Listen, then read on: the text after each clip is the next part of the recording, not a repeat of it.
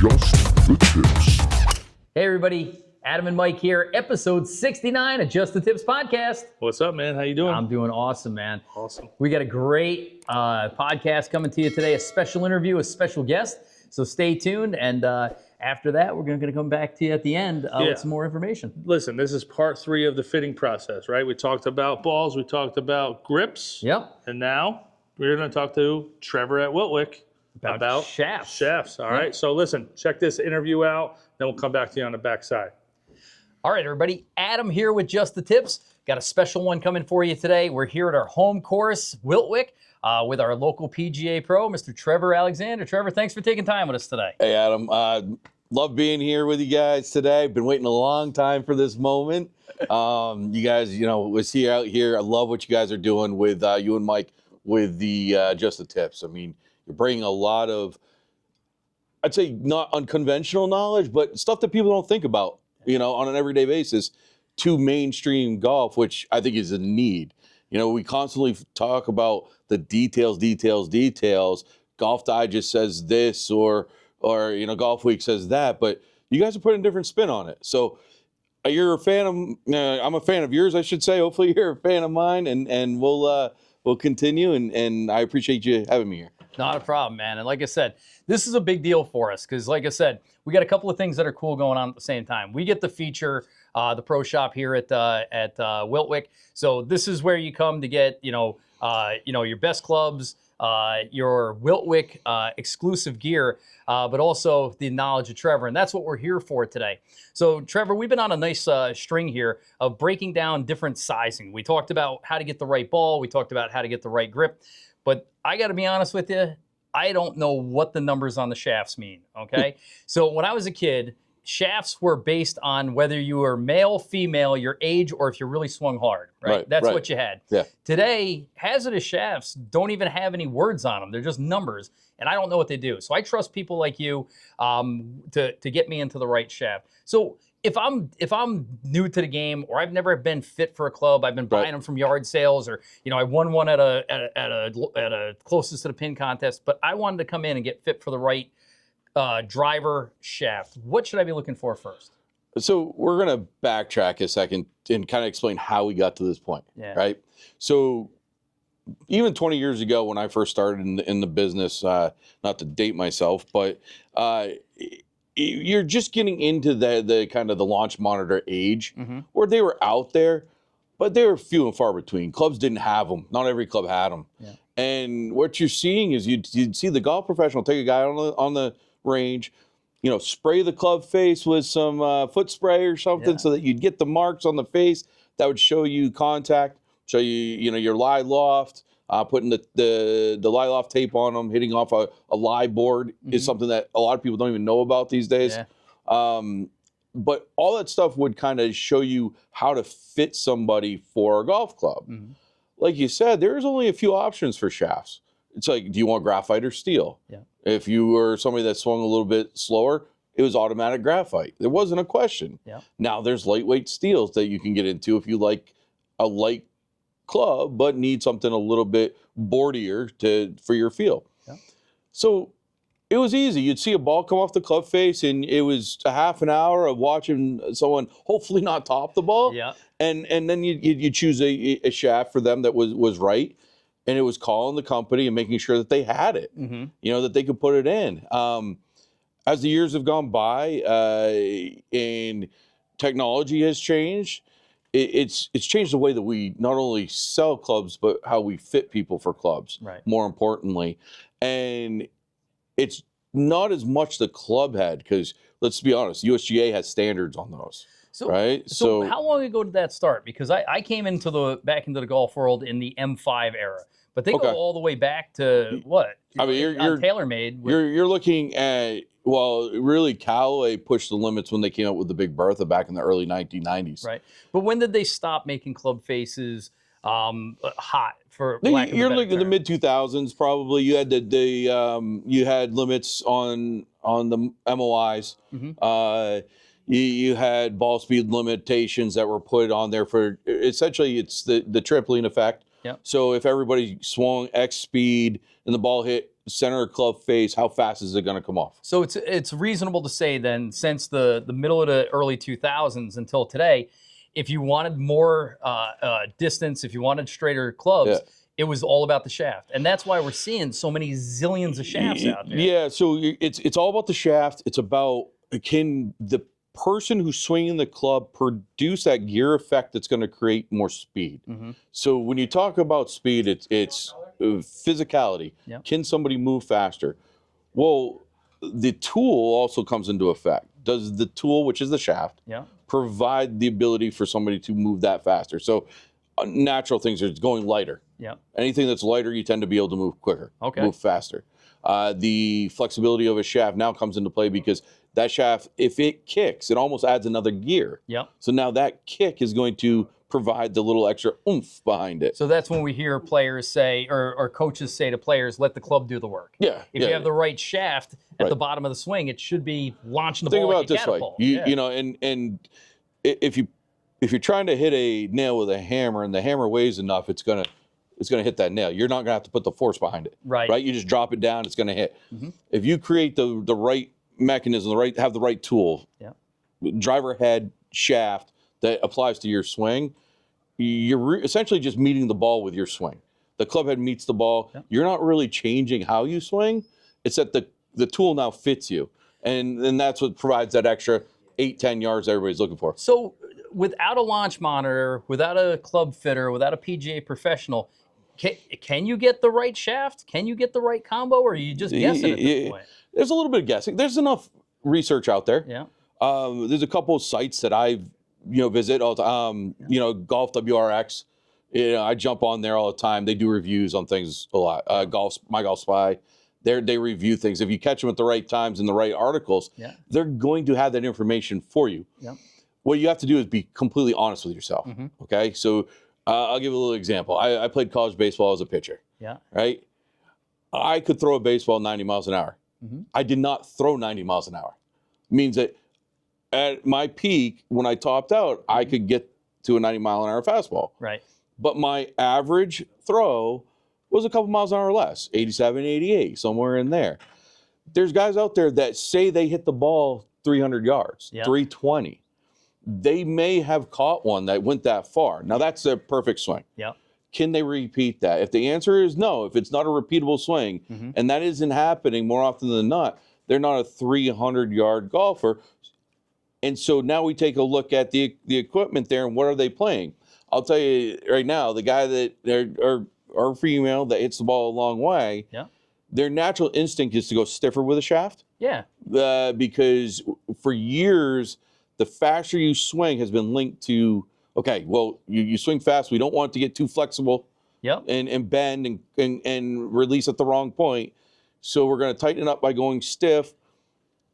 Sometimes that can hurt you. And sometimes it's not about, I hit the ball really far, I need a stiffer shaft. Sometimes you're hitting the ball that far because you don't have a stiffer shaft.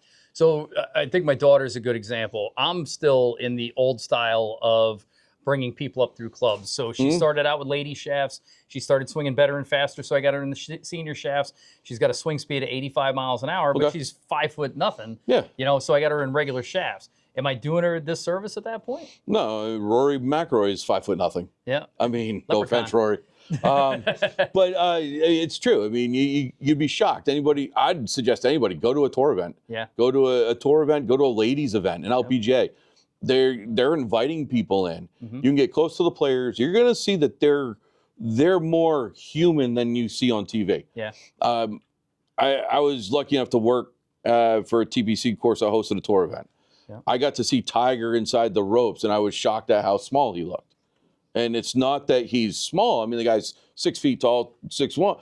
It's just on TV, and his persona is larger than life. Right? So when you start seeing these guys, and all of a sudden you're like, wow, I just saw a guy 5'6" hit the ball 320 yards. How does he generate that speed? Or you see a lady on tour carrying it 280, and you're like, how does that even happen? You look at the mechanics. Their swing is one. They do it for a job. Let's not forget that. They're 8 hours a day making sure that they never miss the center of the club face. That's number one.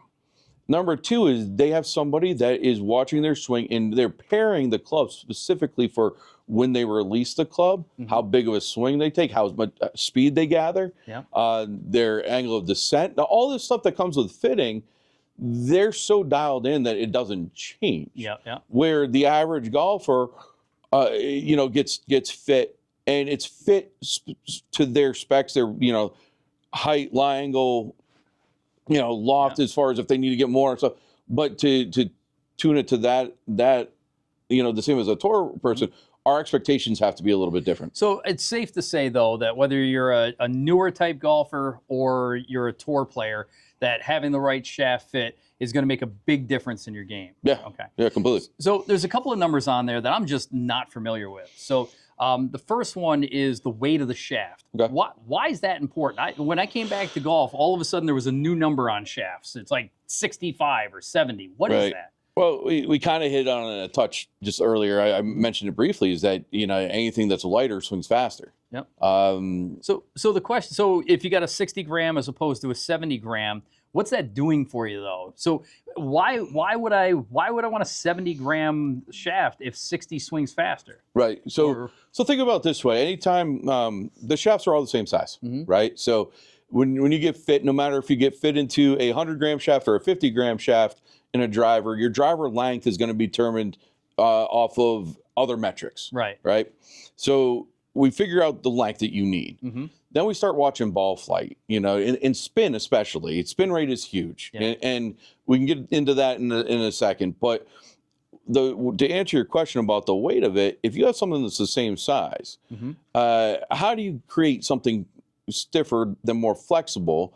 If the material's the same, the size of it's the same, it's adding weight because the way that the weight's added in a shower, the reason why it's a little bit heavier than a 60 gram to a 70 is the weight is added in the thickness of the walls. Okay. So now everything's the same about that shaft. It's not like they put little, steel balls in the end of it to make it heavier. It's that the walls are slightly thicker. So now you got a little bit more thickness there. It's harder to bend. So the flex of it now becomes a little stiffer. So let's say you're a stiff shaft kind of guy. Okay. And you're swinging it, but when you swing the 70 gram, you're not getting the ball quite as far airborne as your launch is a little bit low, a couple degrees low than what you want. And so you're not maxing out that carry distance. To get it up without giving up the stiffness of the shaft, we'd go to a lighter.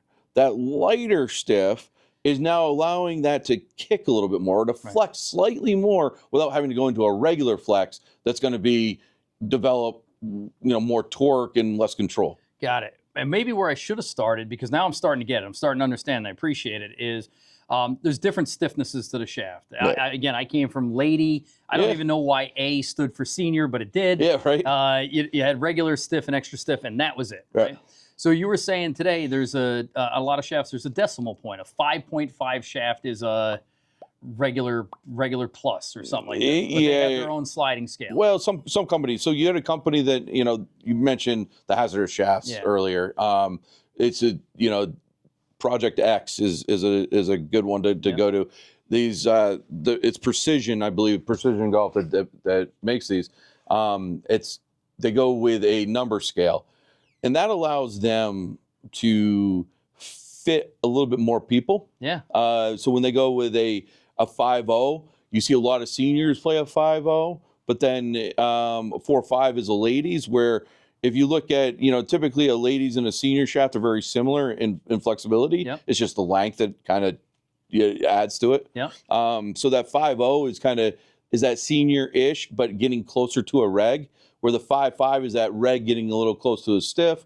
And so they kind of overlap a little bit. So here's the other thing too, and I guess this is where it's getting very interesting, is so the company can determine the stiffness of the shaft in large degree by the material, right? And then they add or subtract weight to it to do different things to the ball or the club, to make the ball flight higher, to deaden the spin. So, I mean, really what you got to do is not necessarily sit here and understand what all these numbers are. You got to find somebody who knows what your swing is producing and how you can be affected by those shafts. Oh, 100%. I think what's really cool, though, and this is kind of going back to when we were kids, you talked about the Big Bertha. I had a Big Bertha Warbird. It was Yeah. my favorite club. And at the time, it was the most expensive club on the market. I think it was $425 or $500. And I had one, and I was an angry young kid, and I threw my wedge at my bag, and I decapitated my Big Bertha Warbird. Right. What that equaled was no driver. That Right. went into the trash, Yeah. right? Because you couldn't even take it out. Today, you can switch shafts off all the time. So break your shaft, not a big deal. It's a couple $100. You put it right back in there. Right.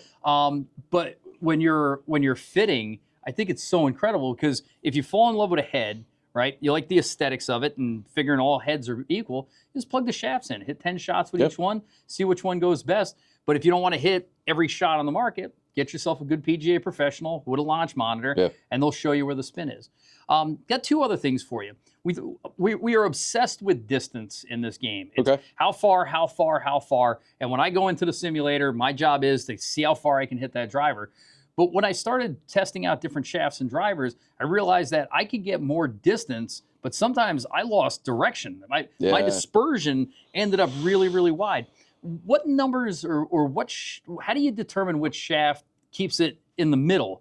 And do you have to always trade distance for length or distance for accuracy? No, not necessarily. I think that one, and one of the things that we need to focus on too is we're talking all these numbers, right? Yeah.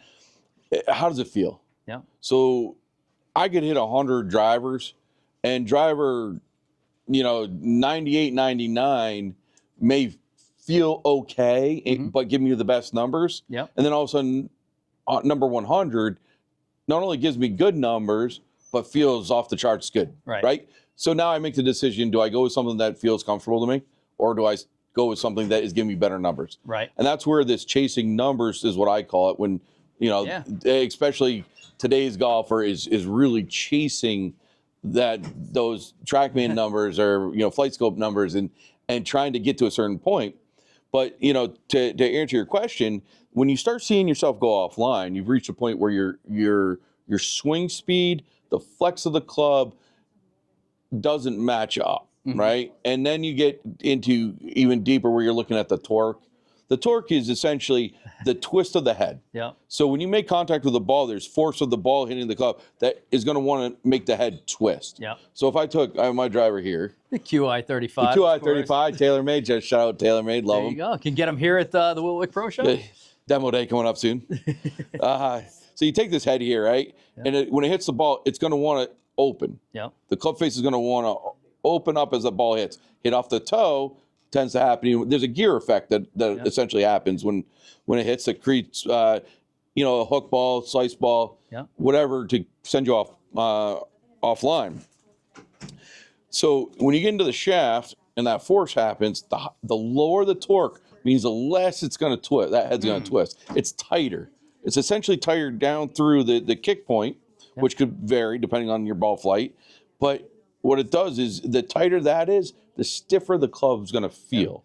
So, I got you. So, like I like a low, I would call it a low kick point. I like the bottom of my swing to kind of slap at the ball. But if I'm a person that's all over the course, I'd want a higher torque to keep the ball more in the middle. Yeah. So have you ever heard of tipping your shaft? No. So tipping a shaft is actually you find the shaft you want. Mm-hmm. You're a little offline with it. You're getting your best numbers, your best results. Ball flight is good. Your distance is good. Your spin rate's good, but you just can't seem to find the fairway.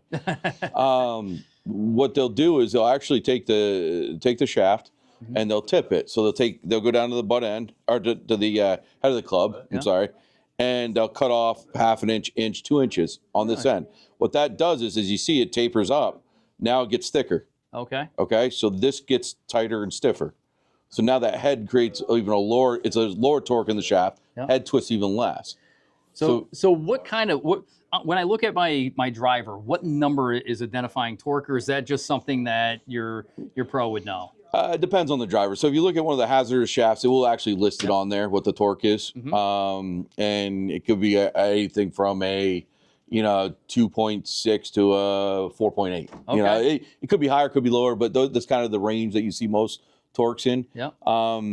Someone with a slower swing speed actually wants higher torque. Okay. Because it allows the head to kind of snap back into place. Gotcha. So when the shaft kicks, you're getting back to square, the head comes around and snaps back, creates a little bit straighter ball flight. Gotcha. So I think that's what you got. Yeah. yeah. Yep. That's why you outdrive me. Is that So- what it is? So here's my last question, and this is, we've been talking about the driver, but when you go to get irons today, you have a lot of options in irons. Yeah. I mean, you go get professional. We talk a lot about TaylorMade because they're one of the premier lines here in the Wiltwick Pro Shop, but you can get a KBS, you can get, blacked out, you can get all this other kind of stuff. So my question is when I was growing up as a kid, if you got graphite shafts in your irons, it meant that you were either a terrible player Or you're old. Or you're old. Those were but now really good players might have a graphite shaft. Yeah. Why graphite shafts or not graphite shafts in irons? So it's a feel thing more than anything. Mm-hmm. A lot of shafts are getting lighter, just like the shafts and drivers have gotten lighter. Yeah. The shafts and irons have become lighter, and what has happened is technology over the years has found that the materials they use and how they create the shaft, they've been able to stiffen the graphite. Yeah. So now the graphite can provide you with the stiffness and stability you want in an iron. Yeah. Feel that stiffness, so when you hit a ball, it doesn't feel like it's going to break on Yeah. you. Helps keep the dispersion tight, Mm-hmm. but also give you the 70 gram or 80 gram shaft that may keep you fresh through the whole round. Yeah. Steel shafts can weigh up to 130 grams, 140 grams. Yeah. At the end of a 4-hour round, when you've hit 112 shots, like I'm just kidding. But when you're playing Bang. a full round of golf, Yeah, yeah. those can get heavy. They, you may not feel it, but your swing may change due to the weight, that you've been playing the whole day. So the other thing you were saying too is, graphite shafts have gotten stiffer. Mhm. So, and then steel shafts have Gotten lighter. have gotten down. Yep. So it really is about feel. So why do you see, like, on average over a set of clubs, $100 to $150 difference in the cost? Are you just paying for the material? That's the sole reason. Rather, and again, there's some steel shafts that are much more than Yeah. that. But Yeah. say you take the standard that comes with a set of 770s and you throw graphite shafts, going to add $100, $150 Yep. to it. That's just a feel thing at this point. There's not going to be a performance thing where you go, I think- I paid $150 Yeah, but it more, could so I'm be. going to knock So- 2 strokes off my game. So a graphite's going to give a flexibility in a kick point that a steel can't. Mm. So there is a fitting aspect that goes with it. But, to answer your previous question, the reason why you see graphite in some better players is because they've been able to stiffen up the graphite Right. to make it so that it feels more like a steel So in that again, sense. it's not, hey, I think graphite's cool looking. It comes in purple. Well, it depends on who you are. Yeah, it's true too. It's more, hey, listen, this fits my swing better. Yeah. It's lighter. I'm maybe a lighter type person, Yep. or Yep. So there's a lot of factors that go into it. So for the average person watching this, and they're like, okay, I get it 100%. I think I could walk into a big box store and walk out there with something that kind of fits me. Or, like a shout out to my dad who's in the used club market. He hasn't never bought a new club. He's whatever was for sale 10 years ago, he's Right. just It's getting good. that now. It's good now. Yep. So, when they're taking a look at those numbers, I think they have a better feel. But if you're like me, and like I said, I went to Rondout. Sorry, Rondout. I went to public school. A lot of these numbers, it looks like trigonometry and stuff like that. I'm just better off going to somebody who knows what they're talking about. Swing the club. Right. Come out with the one that the numbers are good and it feels good. Go with it. Trust the pro. Get back out on the course. 100%. I mean, listen, I'm not going to, I always try to be transparent and tell people the truth about, selling clubs, getting fit for clubs. Mhm. The average golfer can take them right off the rack, Yeah. go out there, shoot, 92, Yeah. and then get fit, go out, shoot 92. And they're going to be like, okay, why did I just get fit? Okay. Yeah. That can happen. Mhm. To trust the process is to understand that the knowledge that as a PJ professional, we've been put in place to give you a tool that you can grow with, become a more accomplished golfer, Yeah. set goals and attain those goals. Gotcha. So I tell people all the time, I can take a tin can, go out there and play golf with it, but why would I? Yeah. Right? Because it's cheaper? No, I'm not knocking that. There's some people out there that can't go through the fitting process. They can't afford it. It takes zero effort to reach out to a golf professional Mhm. at a local course or somebody that, in one of these big box stores, Yep. and says, "Hey, listen, can't do the fitting, but can you just give me a little knowledge on what may fit me best?" Yep. And I'd be shocked if anybody turns you away, because part of the reason we do what we do is because we want to make people happy on the golf course. Yeah. Yep. Last question, and like I said, I think I've said last question for the last 3 questions, so forgive me. But this was important that Mike started playing with us, and he was like a 17 handicap. Yeah. Invested heavily in clubs, got the new Stealth, got a custom shaft, and then got really good. And he got better than his club. He had to make a change. Yep. How often, or what tier of golfer do you like when you like? Okay, I'm a 20 handicap. When I get to a 14, I need to take a look. Or how often should you be changing clubs to the point where this is actually probably one of your better last questions. So I think that when we get into something like that, because you see it not only with a golfer who's steadily improving, but you see it a lot of times with junior golfers who outgrow sets that they may have just got, right? So and it may not even be a height thing, it could be just a strength thing. Yeah. So when somebody's swing evolves, I take a look at, where are we trying to get to? Where's our ultimate goal? And, so we look through, swing, as a swing improved, ball striking, is our ball strike, because that's number one. Listen, if our scoring improves because we figured out how to putt all of a sudden, the clubs may still be good, right? But it's just all of a sudden our short game got better. Yeah. So there's an aspect of learning the game that comes with it. But as we grow into our set and past our set, which happens a lot of times, now we got to think about what's important to us as golfers. I always ask all the time when I teach, where's your miss? Yeah. It doesn't really do me good to know that you hit it straight down the middle when you hit a good one. Yeah. So do I. So, everybody does. Yeah. But where does that miss go? And that tells a lot about where you are with your clubs or your swing. If you're constantly, missing long left because you're hooking the ball, maybe that shaft has a little bit too much kick on you, and it's flipping the club head over. Now that could be swing, but we're talking about shafts and clubs today, so that's what good swing, that's what we look at. Maybe the swing's developed so that we need a tighter, a heavier shaft or a stiffer shaft to tighten up the dispersion. So it could be it could be a lot of things, but. So you got me really thinking too, because we have a lot of good friends out here, and they're super positive about, getting into their later years. They're playing into their 60s, 70s, 80s, and they're still playing at a high level. But you see from season to season, their bag is shifting. There's less irons, there's more woods. They're regressing in shafts. Or, we have somebody who was, chasing a playing dream, and that playing dream is not it anymore. And now they're in the financial services, and their swing's not quite there. Right. So, it's different stuff. So the question was going to be like, how often? But it should be when things change, when they get better, or unfortunately, every once in a while they wear out the club. I mean, it's so I was told a while back by a pro that I used to work for that, and listen, I'm going to preface this by saying, I try to sell clubs for a living. So me telling you that you don't always need clubs is going against what I should be telling you. But I'm always going to be honest. Integrity. Yeah, right? Yeah. So drivers, fairway woods, hybrids, the big clubs, let's say. They, every 3 years, the technology just takes over, right? Something is going to be better than what you have. Whether or not that's important to you, if you hit it 260 and you want to hit it 270, or maybe you used to hit it 260, now you're hitting it 240, you want to get that back. Every 3 years, the technology in both the heads and the shafts are going to be to the point where, listen, we might be able to gain some of that back or get you to where you want to be. And iron's a little different, where now we're looking at shaft, what shaft may be right for you. It could be the fit of the club.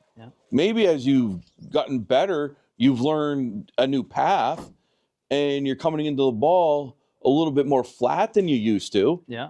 Right? So now you bought it off the shelf, but now you need 2 degrees flat. It might not be the club. It might be that the setup of the club is incorrect. So now we're getting into a whole other aspect of the club fitting. That's the next that goes into that. Is putting it all together.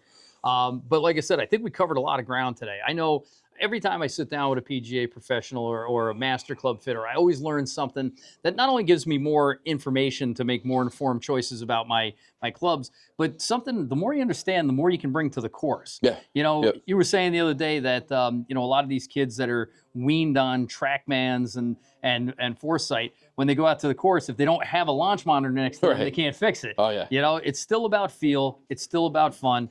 And like I said, you don't have to spend $1 million. But again, next time you're going to make a purchase, get with somebody who knows what they're talking about. It could make a big difference in your game. Trevor, we want to thank you very much Appreciate today. it, definitely. Awesome sauce Thank today. you. I'm Adam. He's Trevor. Go to Wiltwick. Just the tips. See you guys soon.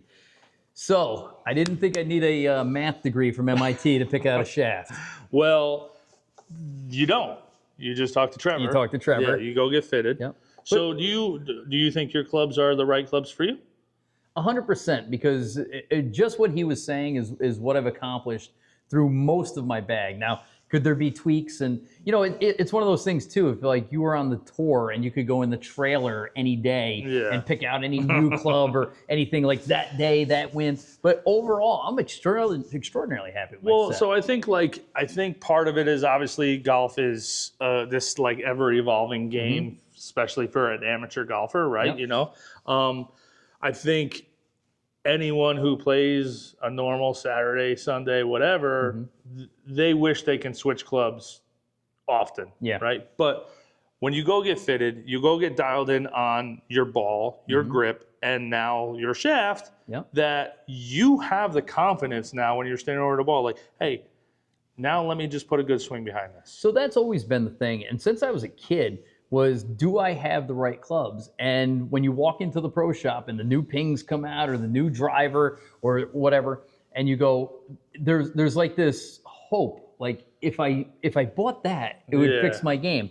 When you're properly fit, when you go through everything, and if you're fortunate enough to be able to pay up and get the exact clubs that are best for you, you walk into a pro shop and it's like, oh, that's pretty. Well, I might get that for my wife, but you're never thinking about it for yourself, or at least I'm not. You know, I will say this, and this is probably, we haven't really talked about this. We talked about this 2 years ago when you went and got fitted up at Northway 8 up in Albany, is you were trying to get dialed in for your driver, and it was actually the right driver for you. He needed to just tweak it a little bit, but. So that's what I love too, is especially today, and you heard Trevor saying it, like, you know, the heads of the drivers, they're not making them any better. I mean, they're sexier and they might be, you know, a little tapered or a little faster. But as far as the impact of the face, technology. well, just like NASCAR, they've limited what the face is allowed to do. Yeah. We always heard when we were kids about tiger-proofing the course. Well, you keep making drivers and balls better. Soon, your local municipality is going to be, Like a par 3 course. or you won't be able to. Nobody will play it anymore Yeah. because everybody's driving the ball 300 yards. Right. So you do have to limit the face, but that doesn't mean you have to limit the height or the throw of the ball or the spin or the dispersion. Yeah. And that's what the shaft is all about. But I would say you went up and got fitted, and that guy was like, no, dude, this is the right driver for you, the right shaft. Yeah. He just maybe dialed it down or up or whatever it was. Degree or two. But I don't think you've missed a fairway in 2 years. I'm kidding. I'm kidding. So here's the thing is just yesterday, and you know, my daughter shoots 100, right? I'm not taking her to a $350 club fitting, but you know, I want to make sure that she's got the right clubs in her hand. So we went to a place that'll remain nameless, Dick's, and used their simulator and hit every club in the place. And long story short is that her Callaway Maverick is not any better or worse than the new QI 35 with the great shaft, because she can't hit the ball consistently enough to get any kind of bonus out of it, right? Same thing with the irons. So I told her, I said, I'd buy you anything you want. You know, it's her last year in school. She's going to college. But I go, but if there's no difference in a $700 driver than the one that's in your bag, we'll just buy new shoes, I guess. I'll buy you 2 pairs of shoes since I didn't have to spend any money. Exactly. But at the same time, there's a confidence that she should have now to go, at least there's not something in the shop. Yeah, 100%. Like these are the clubs for me, right? Yep. So, and we'll really dive into that next week with an awesome exclusive interview with another PGA pro. Yeah. Where we kind of start diving into how do we start this process now? Like now, what do we do? I'm like, if you're a new golfer, this is what we're going to do.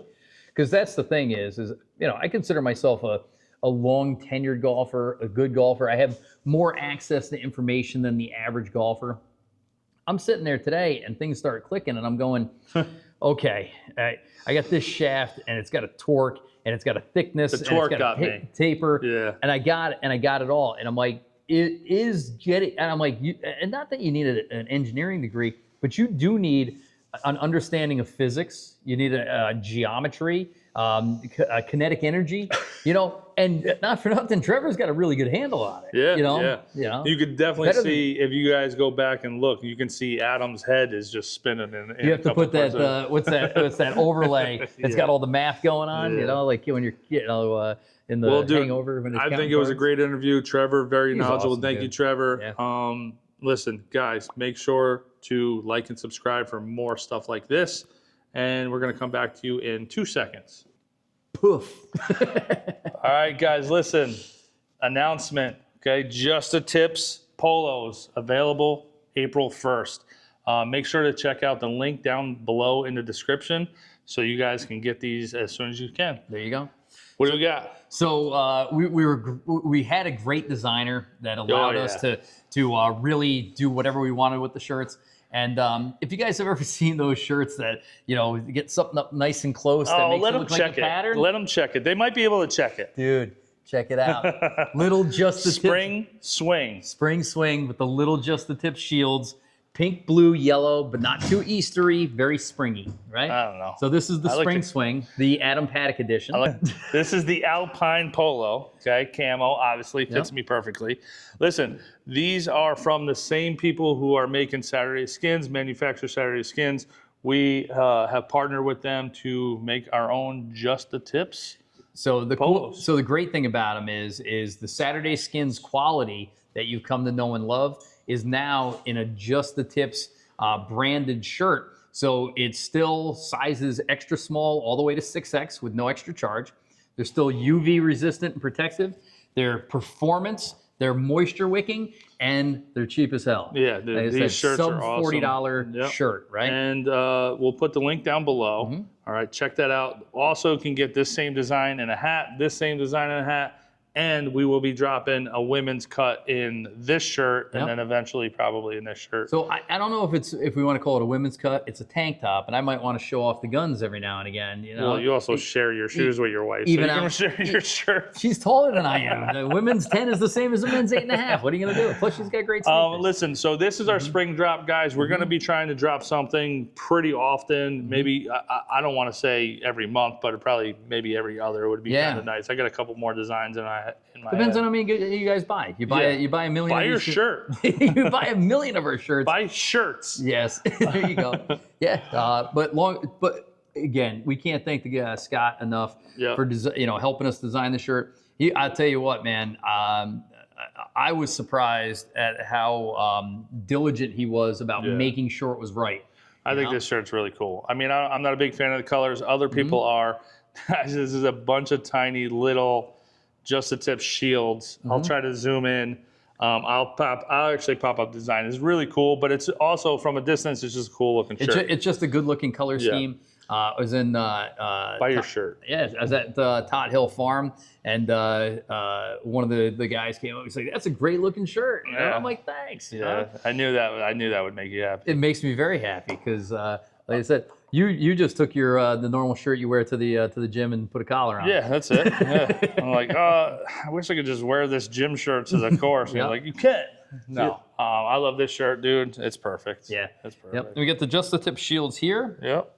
And then on the back, you got them up top. Boom.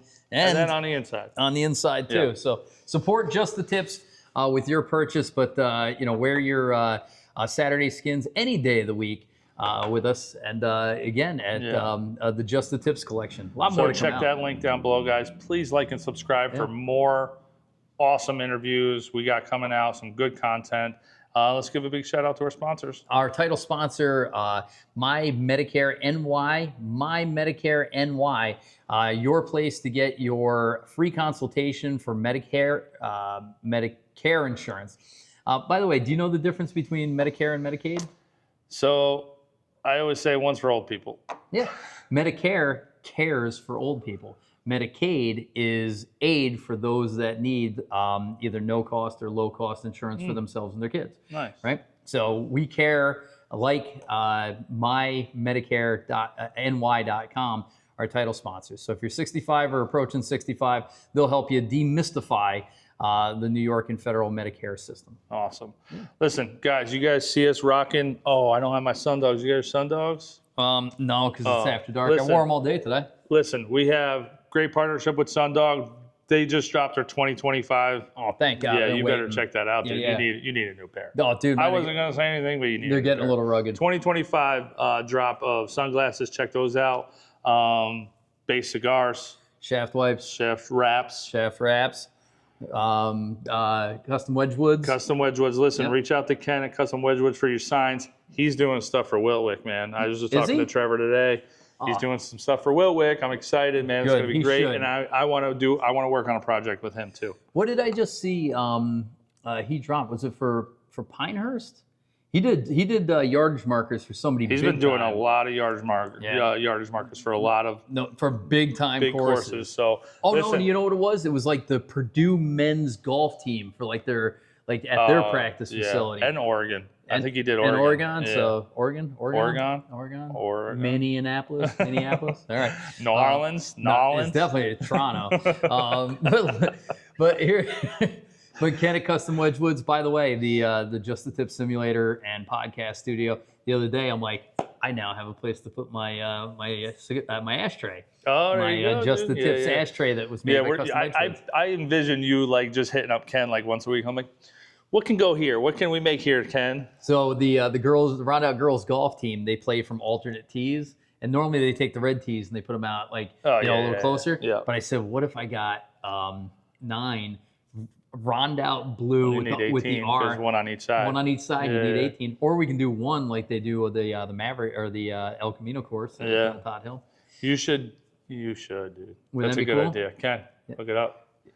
Dude, Hey, Kenny. hey. Listen, by the way, Ken, we got to play. It looks like we got to hook up at Centennial, maybe at Mansion Ridge. Let's do it. All right. Let's do it. Speaking of golf courses, though, Ben Sloan, check him out on the Skillist app. Skillist. Ben Sloan is an unbelievable teaching professional out of Tot Hill Farms. He's the assistant pro down there.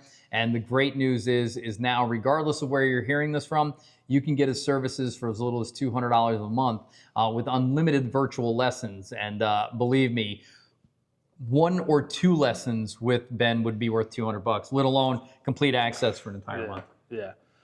All right, guys.